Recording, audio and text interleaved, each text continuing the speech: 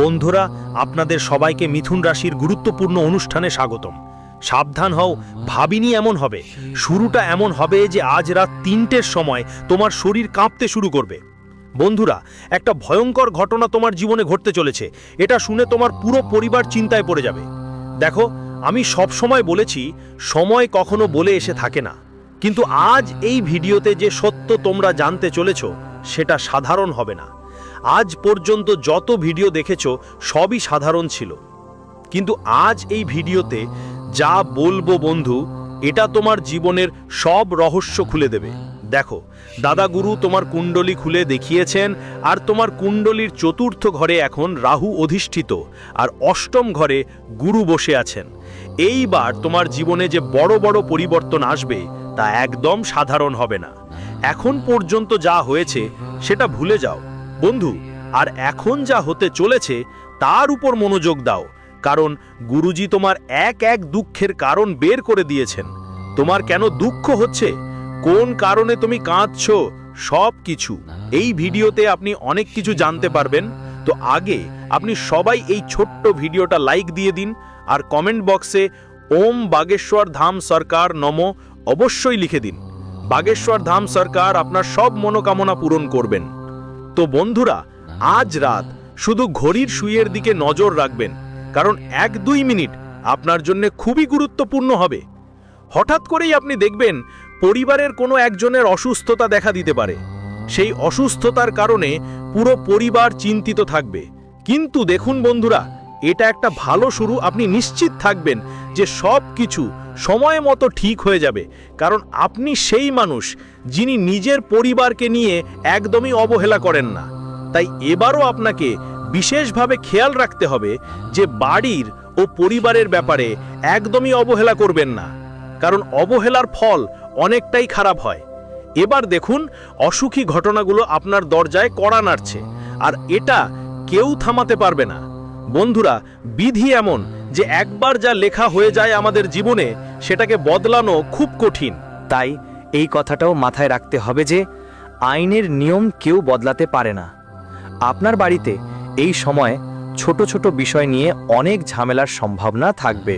খেয়াল রাখবেন যে সবাইয়ের কথা শুনবেন, সবাইয়ের কথা মানবেন, কারণ সবাই আপনার নিজের লোক, কেউ বাইরের থেকে আসা নয়। আর বন্ধু, আপনি যেই জবে কাজ করছেন, চাকরিজীবীদের জন্য আমি একটা কথা বলবো যে কেউ আপনার ওপর অনেক কাজের চাপ দিচ্ছে, আপনার ওপর অনেক কাজ চাপানো হচ্ছে, তাই ওই লোক থেকে একটু দূরে থাকুন। দেখুন বন্ধু, আপনার কোনো সহকর্মী, সে হলো তোমার সঙ্গী সহকর্মী। যদি কেউ নারী হয় তাহলে তার সঙ্গে তোমার জীবনে সম্পর্ক গড়ে উঠতে পারে। একটা এমন সুযোগ আসছে যে এই সময় তোমার জীবনে কোনো নারীর আগমন হতে পারে। এখন সেই নারী যে কোনো রূপে হতে পারে, এটা একটু বলা কঠিন যে সে নারী কে হবে, কিন্তু আমি তোমাকে কিছু সংকেত দিচ্ছি। যেমন তুমি কোথাও চাকরি করছো, সেখানে তোমার সঙ্গে কাজ করা কোনো সহকর্মী হতে পারে, তোমার কোনো আত্মীয় বা ঘনিষ্ঠ বন্ধুর মাধ্যমেও তোমার এই নারীর সঙ্গে সম্পর্ক গড়ে উঠতে পারে। তো দেখো, এটা তোমাদের জন্য একটা ভালো খবর। দেখো, আজকাল মানুষের নাম শুনলেই বিয়ের কথা শুনে ভয় পেতে হয়, কারণ এখনকার যুগের মেয়েরা আর সাধারণ মেয়েরা নয়। কিন্তু তোমাকে ভয় পেতে হবে না, গিয়ে গিয়ে ছোট ছোট সাবধানতা নিতে হবে। আর যদি তুমি কোথাও বিয়ের জন্য কোনো ভালো মেয়ে দেখতে যাও, তাহলে খেয়াল রেখো, কারো চরিত্র নিয়ে তিরস্কার করো না, কারো চরিত্র নিয়ে সন্দেহও করো না। কারণ ভাবো, যদি তোমার বাড়িতে তোমার মা বা বোন থাকে আর কেউ এসে তাদের চরিত্র নিয়ে সন্দেহ করে, সেটা কেমন লাগে? যদি কেউ তোমার উপর হাত তোলার চেষ্টা করে বা আঙুল তোলে, তখন তোমার কেমন লাগবে ভাবো তো। সব সময় মনে রাখতে হবে, একটা মানুষের সবচেয়ে বড় সৌভাগ্য কি? সেটা হলো মহিলাদের সম্মান করা। সেটা তোমার বোন, মেয়ে বা বউ যাই হোক না কেন, যে কেউ হোক না কেন, আমাদের সর্বদাই মহিলাদের সম্মান করতে হবে। কারণ যে মানুষ মহিলাদের সম্মান করে তার ভাগ্য ভালো হয়, আর যে মানুষ মহিলাদের সম্মান করে না তার দুর্ভাগ্য বাড়ে, তার পতন ঘটে।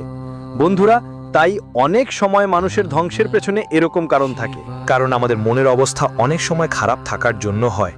এখন শোনো বন্ধু, এই সময় আরেকটা ব্যাপার তোমাদের নিজের পরিবার থেকে উঠে আসছে যে এই মুহূর্তে পরিবারের মধ্যে টাকা পয়সা নিয়ে বেশ ঝগড়ার সম্ভাবনা দেখা দিচ্ছে। দেখো, পরিবার হলো সেই জায়গা যেখানে আমাদের সবচেয়ে বেশি ভালোবাসা আর নিরাপত্তা পাওয়া উচিত। একজন মানুষ ভাবতে পারে, দোস্ত আমার পরিবার খুব ভালো আর আমি সেখানে খুব ভালো বোধ করি, কিন্তু দুর্ভাগ্যবশত প্রতিটি পরিবার এমন হয় না। বন্ধুদের মন দিয়ে শুনতে হবে, কখনো কখনো সবচেয়ে বেশি প্রতারণা, ঈর্ষা, ভুল বোঝাবুঝি আর চতুরতা আসে নিজেদের কাছ থেকে। সব পরিবার একরকম হয় না, যেমন বলা হয় 5টি আঙুল একরকম হয় না, ঠিক তেমনি প্রতিটি বাড়ি, প্রতিটি পরিবার, প্রতিটি সম্পর্ক আর মানুষ একরকম হয় না। বন্ধুদের মনোযোগ দিও যে জীবনে কখনো কখনো আমাদের আসল হওয়াটা খুব জরুরি। প্রতিটি সম্পর্কের উপর অন্ধবিশ্বাস করা আমাদের জীবনে পিছিয়ে নিয়ে যেতে পারে। দেখো বন্ধু, জরুরি না যে তোমার বড় ভাই তোমাকে অনেক ভালোবাসে। আজকের সময় লক্ষ্য করো, ছোট ভাই যদি এগিয়ে যায়, বড় ভাইয়ের মনে কোথাও না কোথাও এমন কিছু তো নিশ্চয়ই মনে হবে যে এখন আমার সম্মান আর কি থাকবে, ও তো আমার থেকে ছোট, ও আমার থেকে এগিয়ে গেছে, অনেক টাকা কামাচ্ছে, অনেক সাফল্য অর্জন করেছে। এই কারণেই কি হবে? হিংসা শুরু হবে। হিংসা শুরু হলে কি হবে? ভালোবাসে তো চলে যাবে, তেল কিনতে পাঠানো হবে, আর শুধু ঝগড়া যুদ্ধের অবস্থা তৈরি হবে। তাই খেয়াল রাখবেন, যেই মানুষ বাইরে থেকে যতটা ভালোবাসা দেখায়, সেই মানুষ ঘৃণা করতে শুরু করলে ভালোবাসার দ্বিগুণ ঘৃণা করতে পারে। তাই বন্ধুদের আমি শুধু এটুকুনি বলছি, এই মুহূর্তে কারো ওপর পুরো বিশ্বাস রাখা উচিত নয়, একদম না করতে হবে, এবং সাথে সাথে নিজের স্বভাবকে পুরোপুরি পানির মতো করে রাখতে হবে। বন্ধুরা, যেভাবে পানি কখনো অহংকার করে না, সেটা সমুদ্রে থাকুক বা এক ছোট বালতিতে, পানি যেখানেই রাখা হয় সেই আকারে নিজেকে গড়ে তোলে, একই স্বভাব ধরে রাখে। যেমন সমুদ্রের পানি অনেক লবণাক্ত হয়, তবুও সেটাই লবণাক্ত থাকে। ঠিক তেমনি আমাদেরও শেখা উচিত পরিস্থিতি অনুযায়ী নিজেদের মানিয়ে নিতে। যে মানুষ যে কোনো অবস্থায় সামঞ্জস্য বজায় রাখতে পারে, সে জীবনের সমস্যাগুলোতেও হাসতে পারে, এবং সেইটাই সফল। জীবনের জটিলতাগুলোর মধ্যেও আমরা বেরিয়ে আসতে পারি। বন্ধুদের খেয়াল রাখতে হবে, তোমাদের পরিবারে বাইরে যাই হোক না কেন, পরিস্থিতি যাই হোক না কেন, যদি তুমি সেই পরিস্থিতির সাথে নিজেকে খাপ খাইয়ে নিতে পারো আর নিজেকে বাঁচাতে পারো, তাহলে তোমার জন্য খুব ভালো হবে। এটাই আজকের জীবনের বাস্তবতা। বন্ধুরা, আমাদের খেয়াল রাখতে হবে, কখনো থেমো না, কখনো হার মেনো না। পথে যদি পাথরও এসে পড়ে, তাহলে সেটা বাতও কেটে ফেলতে হবে বা পাশ কাটি সামনে এগিয়ে যেতে হবে। ঠিক এমনভাবেই বন্ধুদের তোমাদের খেয়াল রাখতে হবে যে জীবন একটা ফুলের মতো, ভয় পাওয়ার দরকার নাই, এতে কাঁটাও আছে, আর বেশিরভাগ সময় আগেই কাঁটা চামড়ায় চেপে যায়। কারণ দেখো, সবসময় মনে রাখো যে ফুলের মাঝে কাঁটা লুকিয়ে থাকে। যখন আমরা ফুলের মধ্যে হাত দিই, তখন হাত কাটায় লাগাটা স্বাভাবিক। বন্ধুরা, এটা তো স্বাভাবিক ব্যাপার। ঠিক একইভাবে যদি আমরা সম্পর্কের জটিলতায় পড়ি, সব সম্পর্ক একরকম হয় না। কিছু সম্পর্ক কাটার মতো হয়, যেগুলো অনেক বেশি চামড়ায় চেপে যায়। আর এইরকম মানুষ এখন তোমার জীবনে অনেক বেশি পরিমাণেই আছে। এই রকম মানুষদের থেকে তোমাকে দ্রুত নিজেকে দূরে সরিয়ে নিতে হবে। আর দেখো, তোমার কাছে যত বেশি যশ হবে, ততই বেশি জাল সম্পর্ক গড়ে উঠবে।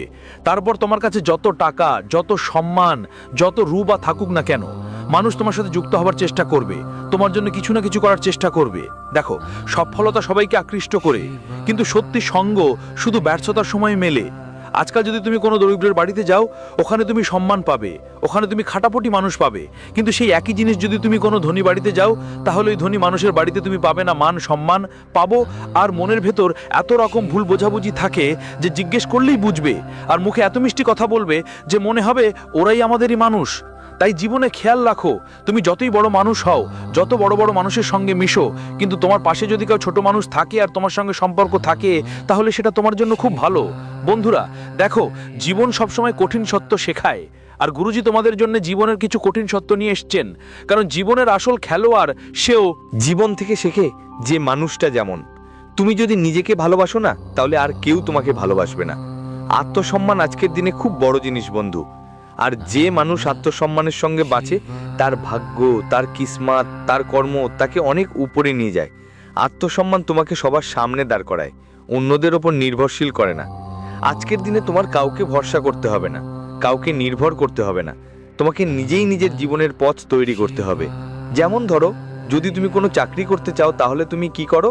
আগে 100 জনের কাছে জিজ্ঞেস করো, ভাই এই চাকরিটা কেমন, এতে কত টাকা দেয়, কোথায় কাজ করা উচিত। দেখো, মানুষ শুধু পরামর্শ দেবে, পাশে থাকবে না। জীবনে এগোতে হলে মানুষের কথা বেশি শোনো না, যা করতেই হবে করো। কারণ যদি তুমি সেই ঈশ্বরের উপর বিশ্বাস রেখে এগিয়ে যাও, সে তোমাকে পথে কঠিন পরীক্ষা দেবে, কিন্তু কখনো তোমাকে একা ছাড়বে না। বন্ধুরা, এই কলিযুগের কথা এতটুকুই। সত্য কথা হলো, এখানে সবাই আমার মুখে ভালো আর পেছনে সবাই আমার বিরুদ্ধে। কেউ কারো কাছ থেকে জিজ্ঞেস করে না তুমি তোমার জীবনে কি করছো। আজ আমাকে একটা বলো, যার কথা শুনে তুমি তোমার স্বপ্ন ছেড়ে দিয়েছিলে, যার কথা শুনে তুমি তোমার কাছের মানুষদের থেকে দূরে সরে গিয়েছিলে। ওরা কি তোমাকে খাওয়ায়? ওরা কি কখনো এসে তোমার বাড়িতে জিজ্ঞেস করে তোমার কি লাগবে, তুমি কেমন আছো, তুমি কি করছো, কেমন করছো? বন্ধুরা, খেয়াল রেখো, মানুষের কথায় পড়ে আমরা অনেকবার নিজের জীবনের বড় বড় সিদ্ধান্তগুলো পিছিয়ে দিই, কিন্তু সময় আমাদের সবকিছু শিখিয়ে দেয়। সময়ই সবচেয়ে বড় শক্তিমান, সময়ের সামনে কারো চলেই না। বন্ধুদের এ ব্যাপারে ভালো করে খেয়াল রেখো, কারণ তোমরা অনেকবার ধোঁকা খেয়েছো, আর ধোঁকা খেয়ে আজও তুমি ঠিকঠাক হয়েছো, আগামীতেও অনেক কিছু বুঝতে পারবে। আর তোমাদের সবাইকে বলবো, এই মুহূর্তে পরিবারের সঙ্গে বেশি সময় কাটানোর চেষ্টা করো। বন্ধু, আমরা যেই কাজ করি তার ফল অবশ্যই পাই, আর এটাই জীবনের সবচেয়ে বড় সত্য। ভালো কাজ হোক বা খারাপ, ফল পেতে হয়ই। অন্যদের থেকে আমাদের মহাভারত থেকে একটা জিনিস শেখার আছে, যে কর্ণ মহাভারতের সবচেয়ে করুণ চরিত্র। সে জীবন জুড়ে ধর্ম আর দান করেছে, কিন্তু ভুল দিক দুর্যোধনের পাশে ছিল। যুদ্ধে সে বীর, মৃত্যুও পেয়েছে, কারণ তার কর্ম তাকে বারবার টেনে নিয়ে গিয়েছে। তাহলে আমরা থেকে কি শিখতে পারি? জীবন শুধু ভালো কাজ করলেই হয় না, সঠিক সময়ে সঠিক দিক বাছাই করাও জরুরি। আর ধর্মের পাশে দাঁড়ানো, জানিয়ে বা না জানিয়ে তার ফল তো পেতেই হয়। তাই জীবনে দেখো, সবচেয়ে জরুরি জিনিস কি? আমাদের মাথা, আমাদের মন, আমাদের শরীর আর আমাদের হৃদয় সব মিলিয়ে সময় পরিষ্কার রাখা দরকার, নিরাপদ রাখা দরকার। কারণ অনেক জিনিস যখন মনেই জমে যায়, তখন সেই জিনিসগুলো শুরুটাই হয় আমাদের মন থেকে। আমরা কাউকে ভালো ভাববো, তাহলে আমাদের জীবনে ভালো কিছু আসবে, এটা একদম সঠিক কথা। আমরা কাউকে খারাপ ভাববো, আমরা কাউকে মন্দ ভাববো, তাহলে আমাদের সাথে মন্দই ঘটবে, এটাও একদম সত্যি। বন্ধুরা, আমি আপনাদের সবাইকে বলতে চাই, জীবনে যদি কোথাও থেকে কিছু শেখার সুযোগ পাই, তাহলে সেখান থেকে অবশ্যই শিখতে হবে, সেখান থেকে আমাদের অবশ্যই জ্ঞান নিতে হবে। কারণ আমি আপনাদের এতটুকু জানিয়ে দিই যে যেখানে থেকে আমরা জীবনের সত্যি জিনিসগুলো শিখতে পারি, আমাদের শেখা বন্ধ করা উচিত নয়। আরেকটা কথা, যদি আপনি একটা বড় পরিবারে থাকেন, তাহলে সেই পরিবারের আসল সত্যিটা কেমন হয় সেটা বুঝতে পারবেন। যেমন আমি বলি, বন্ধু বান্ধব, পরিবার আর সম্পর্কের ভাবনা আমাদের জীবনে অনেক প্রভাব ফেলে। কিভাবে? ধরেন আপনার বাড়ির আত্মীয়রা সামনে ভালোবেসে কথা বলে, কিন্তু পেছন থেকে ছুরি ঘুরিয়ে দেয়, তাদের খারাপ কথা বলে। আমি যদি বলি এতে কি সমস্যা আছে? বন্ধুদের দেখুন, অনেক সময় হয় যে একটা বড় পরিবারের চাচা, ফুপা, মামি বাড়িতে এসে বলেন তোমার বাচ্চা খুব ভালো, কিন্তু বাইরে গিয়ে সমাজে বলেন ও তো শুধু অভিনয় করে, পড়াশোনা আছে কিন্তু বুদ্ধি নামের কিছু নেই, কিছুই বুঝতে পারে না। এমন ছোট মনের আর কম বুদ্ধির মানুষ তোমাদের পরিবারের মধ্যেও লুকিয়ে থাকে, নিশ্চয়ই তুমি নিজেও দেখেছো। যেটা হয়, আমাদের ছেলে বড় হয়ে যখন বিয়ের যোগ্য হয়, সম্পর্ক খুঁজতে গেলে মুখে তো আমরা তার প্রশংসাই করি, কিন্তু পেছন থেকে কি বলি সেটা তো প্রায় সবার অভ্যাস। কখনো কখনো তোমারও হয়েছে। এমন কিছু হয় যে আপনি আপনার মেয়ের জন্য কোনো ছেলেকে খুঁজছেন, ওর সব ব্যাপার খতিয়ে দেখেন, কিন্তু শেষে গিয়ে মাঝে মাঝে আপনি নিজের সন্তানদের দোষ দেওয়ার শুরু করেন। কোথাও তাদের সম্পর্ক জমে না, কোথাও তাদের বিবাহের যোগ্যতা হয় না, তখন আপনি নিজের সন্তানদের দোষ দিতে বসেন। যেমন, তুই তো আমার জন্য এমন, তুই তো পেনাল্টি, তুই আমাদের জন্য দোষ, এভাবে বলেই নিজের সন্তানের মনোবল ভেঙে দেন। তাই বন্ধুদের বলছি, আপনাদের নিজের সন্তান আর পরিবারের সদস্যদের মনোবল কখনোই ভাঙতে দেবেন না। বুঝলেন তো সবাই? এই মুহূর্তে আমি বলি, তোমাদের বাড়িতে যদি কোনো বড়জোর কেউ থাকে, তাহলে বড়জোরদের জন্য ঘরের পরিবেশটা ভালো রাখার পরামর্শ দেওয়া হয়। তোমরাও তাদের প্রতি ভালো ভাবনা রাখো, ভালো মনোভাব রাখো এবং তাদের ভালো খেয়াল রেখো, কারণ দেখতে গেলে তাদের কাছে আর বেশি সময় নেই। তারা যেন শুধু কিছুকাল অতিথি মাত্র।